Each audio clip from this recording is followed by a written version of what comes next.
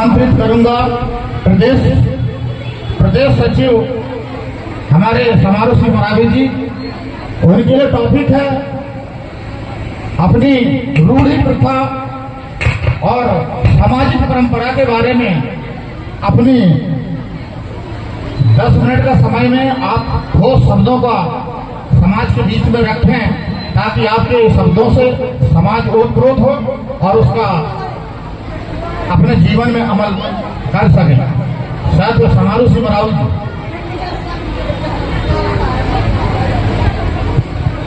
बड़ा पैंता सजोर पैंता महाराजा शंकर शाह रघुनाथ शाह अमर रहे, तिरंगा माता रानी दुर्गावती अमर रहे, धरती आवा भगवान बिरसा मुंडा अमर रहे।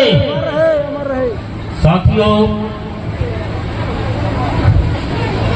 सर्वप्रथम परम शक्ति बड़ा देव को स्मरण करते हुए, सेवा जोहार करते हुए आज इस पौड़ी ग्राम की पावन धरा को नतमस्तक होते करते हुए समस्त देव शक्तियों को सेवा जोहार करते हुए आज के इस विश्व मूल वासी दिवस इंडिजीनियस डे, विश्व आदिवासी दिवस की समस्त जिले वासियों एवं क्षेत्रवासियों को सहृदय से सेवा जोहार करते हुए अभिनंदन, वंदन, सेवा जोहार। साथियों, आज के इस कार्यक्रम की अध्यक्षता कर रहे हुए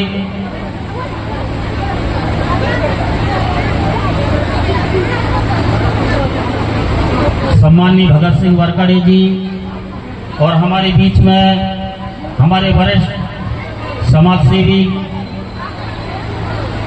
निरंतर समाज को दिशा देने वाले हमारे मार्गदर्शक परम सम्माननीय दादा तिरुमाल हीरालाल पंद्रे जी, हमारे धर्म के क्षेत्र में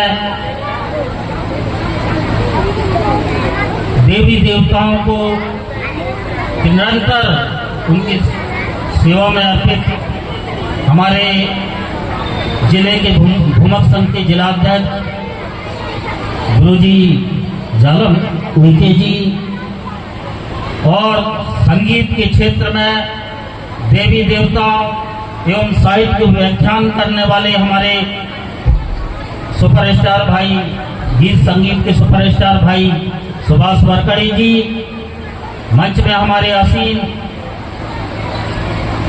समाज को निरंतर सहयोग करने वाले विचारवान साथी हमारे ग्राम पंचायत खुसर पंचायत के सरपंच भाई तिरुमाल दाम सिंह पंद्रे जी, और मंच में आसीन हमारे बड़ी बहन दीदी जो हमारे सम्मानीय पूर्व जनपद अध्यक्ष दीदी निर्मला उइके जी, और मंच में आसीन हमारे समस्त बुद्धिजीवी गणमान्य हमारे सगा समाज के समस्त भाइयों को सेवा जोहार।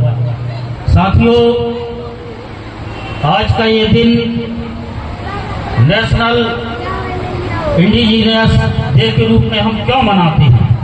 क्योंकि हमारे संचालक महोदय जी भाई सुंदर मरकाम जी, हमारे मरकाम जी और हमारे झालपानी सरपंच हमारे सहयोगी, उनको भी बहुत बहुत सेवा जोहार। साथियों, ये विश्व आदिवासी दिवस हम क्यों मनाते हैं, इसके पीछे क्या कारण है, इसका क्या उद्देश्य है? इसके लिए साथियों, ये आज का जो दिन है ये वर्ल्ड में इंडिजीनियस दिवस के रूप में मनाया जाता है, क्योंकि संयुक्त राष्ट्र संघ यूएनओ ने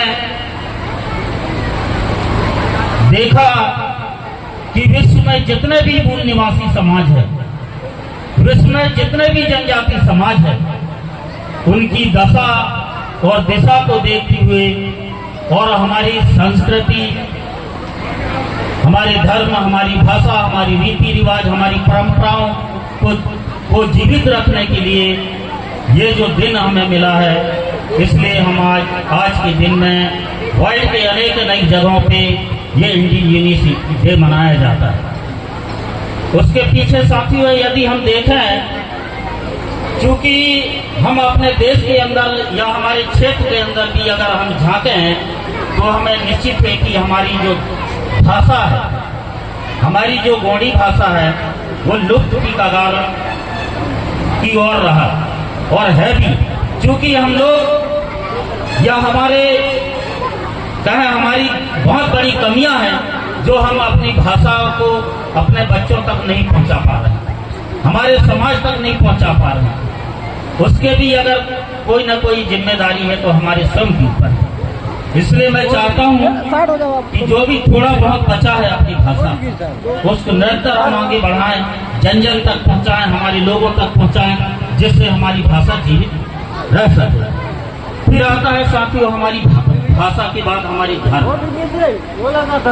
संचालक महोदय के माध्यम से हमें रूढ़ी परंपरा पर संक्षिप्त बात रखने के लिए कहा गया है, लेकिन साथियों जब तक हम रूढ़ी और प्रथा और परंपरा को जीवित नहीं रखेंगे तब तक हमारे ये मूल निवासी समाज जीवित नहीं रह पाएगा। उसके पीछे भी बहुत बड़े कारण है, क्योंकि हमारे बीच में और भी वक्तागण हैं जो अपने अपने विचार रखेंगे इस विषय पर। इसलिए साथियों हम अपनी रूढ़ी प्रथा एवं परंपरा को बरकरार रखना है, तब जाके हम अपने समाज को जीवित रख सकते हैं। अन्यथा हम देख रहे हैं, यदि दूसरी तरफ देखें, आज हमें उजाड़ा जा रहा है, हमारी जल जंगल जमीन से हमें बेदखल किया जा रहा है, कहीं अभयारण्य के नाम से, कहीं बांध के नाम से हमारे लोगों को विस्थापन किया जा रहा है, जिसके कारण हमारे धर्म, भाषा, संस्कृति, रीति रिवाज और परंपरा में कुठाराघात हो रहा है। उसको उनकी रख रखाव, उनके बचाव के लिए हमको साथियों आगे आना पड़ेगा।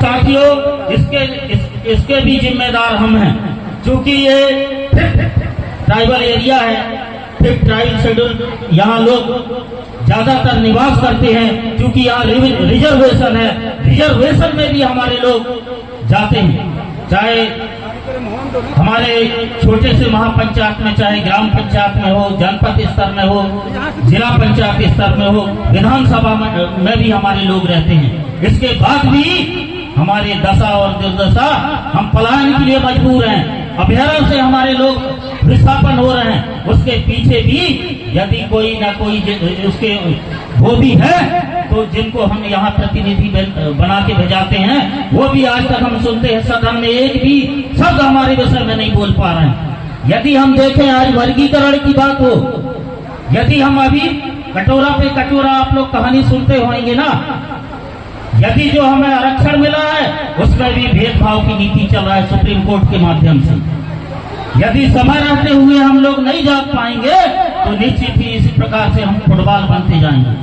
क्योंकि जैसे ग्राउंड में क्या होता है, फुटबॉल को एक किक मारा जाता है तो फुटबॉल उस तरफ पहुंच जाता है, उधर से फिर दूसरे खिलाड़ी मारता है तो फुटबॉल इस तरफ आ जाता है। इस प्रकार से आज हमारे लोग जीवन जीने के लिए मजबूर हो गए हैं। लेकिन साथियों शायद हमारे नेतागण नहीं बोल पा रहे हैं सदन में, लेकिन हम लोगों को एकजुट होकर के हमारी आवाज को बुलंद रखना है, हम लोग संगठित रहना है, तब जाके हम अपने आप को सुरक्षित महसूस कर पाएंगे। अन्यथा आने वाले समय में बहुत विकराल रूप धारण करने वाला है। हमारे लोग समय रहते ही सावधान हो जाएं, उसी में भलाई है, नहीं तो फिर बाद में हमको पछताना पड़ेगा। इसलिए किसी कवि ने कहा है, क्या बरसे जब कृषि सुखानी, है ना। इसलिए हम कभी कभी कह देते हैं, हमें न तो अपनों ने लूटा, गैरों में कहाँ गम था। हमें तो अपने ने लूटा, गैरों में कहाँ गम था। वो किस्ती ऐसे डूबी जहाँ पानी कम था। बहुत बहुत धन्यवाद साथियों। बोलने के लिए बहुत कुछ था, लेकिन आप लोग समझदार हैं, हमारे बच्चे धीरे धीरे एजुकेशन की ओर बढ़ रहे हैं। आप लोग शिक्षित बनिए। इसलिए बाबा साहब अम्बेडकर हमेशा कहा करते थे, शिक्षा वो शेरनी की दूध है, जो जितना पिएगा उतना दहाड़ेगा। इसलिए आप लोग सभी से निवेदन है, आग्रह है कि आप लोग अपने बच्चों को अच्छे से अच्छे शिक्षा दें, शिक्षा के साथ साथ सामाजिक संस्कार भी दें, जिससे समाज के रीति नियम, धर्म, संस्कृति, रीति रिवाज, परंपराओं से हमारे बच्चे जाग सकें। बहुत बहुत धन्यवाद सभी को। सेवा जोहार।